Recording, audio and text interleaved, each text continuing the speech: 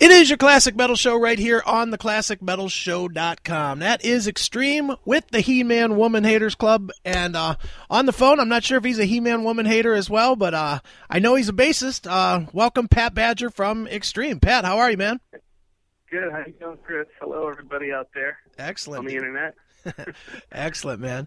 Well, Pat, interesting time for you. It is a time for you to actually step out of the confines that you're most well known for and take a stab at it yourself, man. Why don't you talk a little bit about, the new project and why you've decided to, try it on your own?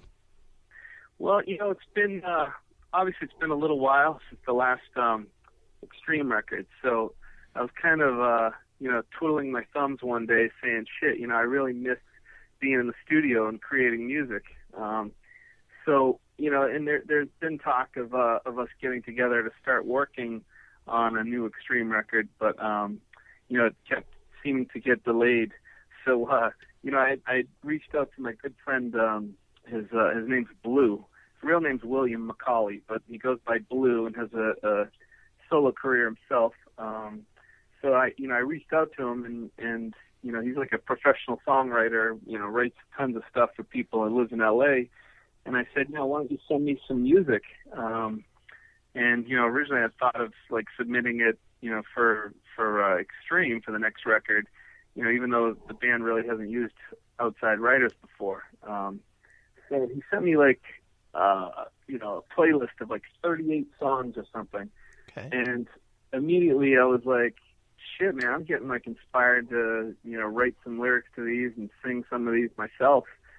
Fuck Extreme. I want to do this, So, it's a big step, outside the box for me, to really sing lead vocals and kind of sit in the captain's chair for sure. once, Now, how intimidating is it for you, who's not known as a singer, and even musically, to really kind of step out of the little box that your career? I mean, Extreme sold, 10, 15 million records or whatever, so there's a box that people expect sound-wise, and from the stuff that I've heard anyway, you're nowhere near that box. Is that intimidating for you to go and do something, fairly different and, with a different style, and obviously with you doing more than playing bass? Well, I guess, I'm just going into it trying not to compare myself to Extreme. It's not like I'm intentionally not trying to sound like Extreme. I'm just trying to be me, So I'm a big fan of, like power pop and I've always been into songs with a lot of hooks. So, that's why I said when I heard this batch of songs from Blue, it didn't really, none of them jumped out at me and said, wow, that sounds like it could be an Extreme song. Not that Extreme, obviously Extreme had a lot of diversity and a lot of different influences, but, the music just spoke to me and just inspired me to, again, to write to it and to sing. So that's kind of like, I'm just trying to take it as its own thing, not trying to compare it to Extreme. Sure. Now, Pat, no secret to anybody, the industry is very different than it was, and for this release, you've taken a route that more and more artists are going to, which is, kind of having the audience participate in the creation of it through funding and through kind of more of a direct interaction through the whole development of the project. So talk a little bit about, not only about why you decided to do that, but also, how that influences what you do in the creation of this project. Yeah. Well, of course I grew up in a generation where, we always waited for the next Aerosmith record or the next Van Halen record. And, there was no behind the scenes stuff, no images or, premature music from the studio. So there was always like a mystique. And, Extreme, obviously we had, our own fans that, same thing. They would just kind of like wait for the next record and wait for the release date and not, get those other intimate or personal interactions with the band. So, obviously, like you said, the music industry's changed a lot. And The internet was a big part of it, and the way we record digitally, the way music gets passed around now, and people really expect to kind of get it for free instead of going out to what used to be a record store. And, it's obviously kind of a dying thing. I don't even know if there's where to even find a record store. So, a lot of music I buy online now. So, so really, a couple of friends of mine have done records and done them with Kickstarter and Pledge. And Blue was really the one that introduced me to the whole concept. And the more I started, looking at other artists and seeing what they were doing, it kind of inspired me not only to share the process of making this record, but also I have, a lot of old Extreme footage and clips from the past that have never been seen before. And so our fans are really getting a kick out of, some of the really rare footage that I've been putting up as part of the whole project. Sure, and there is some fun video up there. There's one video that I was watching that had me laughing when you had like a hat cam or something on, and you walked up to Nuno as he was like trying to tune or whatever, and just sort of started playing his guitar while he was standing there waiting for you to get ready. Yeah, right on. Yes, that week I called that the Pato cam, okay. And basically when I did this whole thing, I hadn't even thought about making this record. It's just something for fun. I had one of those high res. It's kind of like a GoPro camera, but it was made by a company called Contour, which I think is now out of business or whatever. But I did strap it to my baseball cap, and I'd wear this thing around when we were on the last tour of Japan and China and Russia. So it does give people the unique perspective of what it's like to be me on stage, in that, as I go up to the microphone, you see or you can hear me singing. I turn my head and there's Gary or Nuno, or I go over by the drums, or I look out at the crowd. So it's like very unique for fans to kind of get that perspective, And so I have more of that stuff on tap, but again, a lot of, I think I may actually bring that camera to the next sessions while we're recording the Badger record. So it'll be fun to, maybe put it on Kevin's head while he's playing drums or something. Sure. Now, Pat, talk a little bit about the band itself. Who all is in the band, and how did you pick the musicians to play with you? Well, first, again, Blue, it kind of started with his songs, and he's a multi-instrumentalist. He does play keyboards, bass, guitar, obviously great lead singer. And he's primarily playing some guitars on my record, not really singing, or hasn't sang yet. And most of the songs are his, or ones that he's recorded, written with other people. I've kind of taken some of those songs and took them apart and put them back together again, or rewrote some lyrics, or maybe kept the title and rewrote the entire song lyrically. So he's obviously an integral part of the process. And then I have no reason to go to another drummer other than the drummer that we've been playing with in Extreme for the last couple of years, Kevin Figueredo, also known as K-Fig. He's done a lot of work in, obviously he is part of the Extreme family, and I'm so comfortable recording, and, he's like truly a great friend of mine, so I had no reason to really look for another drummer. And then the other member is Joe Pescia, who he also has a lot of ties to Extreme, in that he played in Nuno's solo bands. He had played in Drama Gods with Nuno, and then he also currently plays with Gary in Gary Sharon's Hurt Smile band. Okay. So he's been sidelining with me. In fact, a couple of the kind of goofy videos we put up just for fun on the internet, he plays a dual role where, like, he's recording with Gary and recording with me, and it causes some tension in the video, which obviously it doesn't in real life. It's just made, kind of right. made for TV. But so he's playing a lot of the guitars, and has a home studio, so some of the stuff we're tracking at his place. That's cool, man. Well, let me ask you about Gary a little bit, and I don't want to get into a whole Van Halen discussion because whatever. Wow, I love Van Halen. Well, I do too. I do too. But it's not really a secret that Gary took a hell of a beating for his time in Van Halen, because people didn't like the record, and they didn't like the tour, and they couldn't tell if Gary was trying to sound like Sammy or trying to sound like him, and blah, blah, blah. You've heard it all. I've heard it all. Oh, yeah. As a friend of his, how difficult, was that to listen to, so many people beating up Gary, and, what do you, if anything, does anything get said between you guys as friends as like, it's all right, dude, stick with it, you're a good singer type of a thing? Yeah. Well, of course, at the time, I mean, we're so far removed from it now because it was, I forget what year it was, probably like 98 or something. Right. When they were making the record and touring.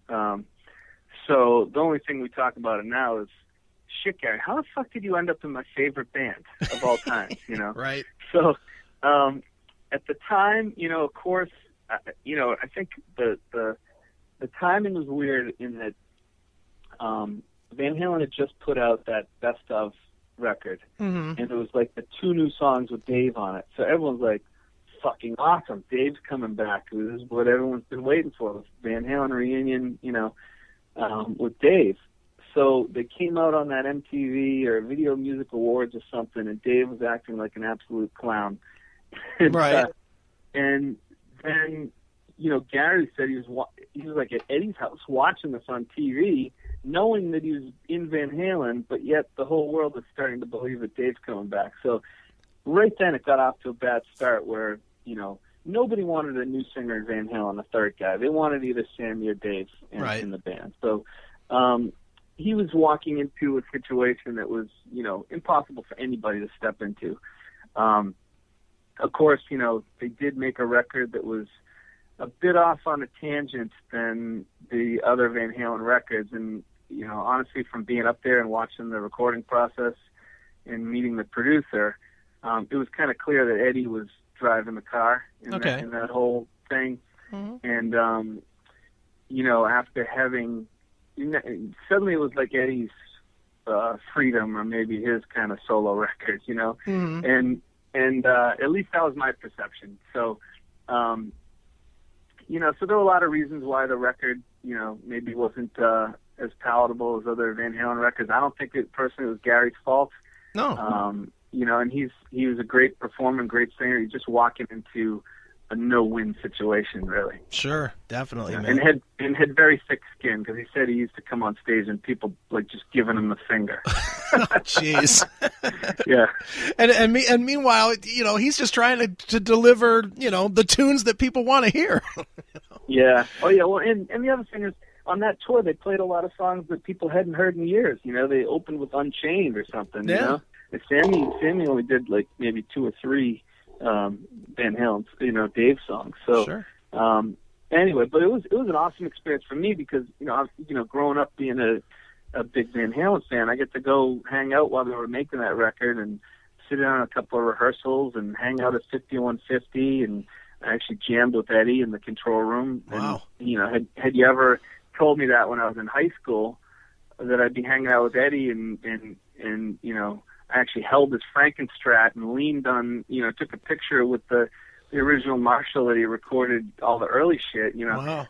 If someone told me that I would have had that experience, I would have said, you're like high on crack, cocaine. There's no fucking way, Yeah, oh, dude, I this has nothing to do with any of this, but this summer, I do Dawkins' website for them, and they were opening for Van Halen up in Wisconsin. So we made the drive from here in Cleveland to Wisconsin and got to go up there.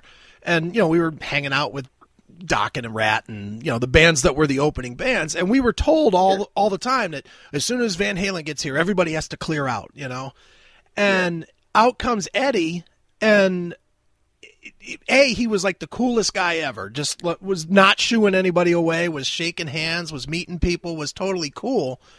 But I mean, forget me, who's just a guy. I was watching like Warren DeMartini and Dokken and John Levin and all these guys that are in bands going up to him like he's a god. And I don't think people tend to remember, because they always see Eddie playing. They don't really remember how influential and huge this guy was to everybody, and I do mean everybody, in the 80s. Oh God, yeah. I mean, he revolutionized the way we hear rock guitar, now. Not even just the finger tapping, because obviously that's, he's very well known for it, but just his tone and the way he approached playing rock guitar was so different than anything anyone had heard before. It was like, okay, here's some alien came from another planet and is showing us how they do it over there, Mm-hmm. So he, for sure, I mean, he's definitely looked up to, and changed the course of rock guitar, history, really. Absolutely, man. Well, dude, you mentioned before that Extreme is potentially talking about doing something new, so I'm going to assume then that the record and the tour that you guys did in 2008, 2009 was successful or successful enough for you guys to want to continue on? Oh yeah, no, we've luckily, and from a lot of hard work and earlier in our career, we have an international fan base. So I mean, there's countries and places we haven't been yet. Some that we just recently did over the last couple of years, and we always laughed that we were kind of like bigger overseas in Europe and Japan and Indonesia. That we were bigger in those places than we ever were here in our own backyard. Sure. So we're definitely looking forward to at some point making a new record. Nuno's been obviously kind of indisposed playing with Rihanna, and so we have taken a hiatus and kind of let him do that whole gig, but definitely looking forward to getting back with him and start working on something new. At the moment I'm obviously focused on my own record and finishing this thing up. But yeah, there's rumors and talk of doing something in the not too distant future with Extreme again. Is it difficult to come back into that framework where everybody is out doing so many different things? Obviously Gary's got Hurt Smile, you've got your project, you've got the Badger project, Nuno out doing doing the tour with Rihanna. Those are some widely, and I mean, I'll even go back further when you and Gary were doing Tribe of Judah. These are some widely different influences to kind of push to the side to come back to the framework that is Extreme, no? Well, yeah, I mean, certainly we've all, there's a lot of bands that have all done these kind of things where they've had solo albums or different projects, and then they come back and do, they come back to the mothership, So, until we get in a room together and start playing or, start hashing through some demos or what people, everyone brings to the table, we'll see how the next record shapes up. It's like, we haven't even had intercourse yet to have the egg fertilized. Right. Perfect.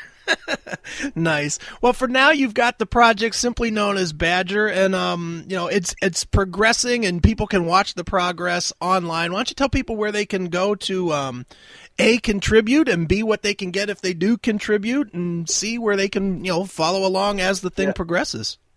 Well, certainly there's a lot of links on my own personal Facebook page, which is just, you can find me at Pat Badger 5, I think it is. So there's a number. But anyway, if they find me on Facebook, there's links there. There's also an Extreme the band Facebook page where there's stuff there. And then, but the main site to go find everything would be pledgemusic.com. So the address is www.pledgemusic.com/projects/Badger.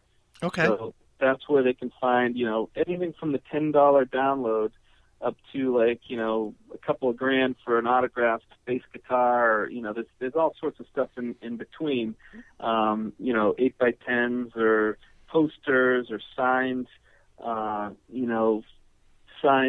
CDs or even like old stage costumes and all that kind of shit's all on there. Very cool, man. It's literally like a Hard Rock Cafe just at your order, right? Yeah, basically, and that is the interesting thing about the whole pledge thing, is that, it's not just sitting around waiting for a CD. There's so much other, other items or other experiences that people can have with the band. One other thing we have up there is, to come hang out in the studio while we're recording. So you can be a fly on the wall and sit on the couch and take pictures, and then we go out to a sushi dinner together. Shit like that isn't what we're used to as far as the experience of buying an album or getting a CD.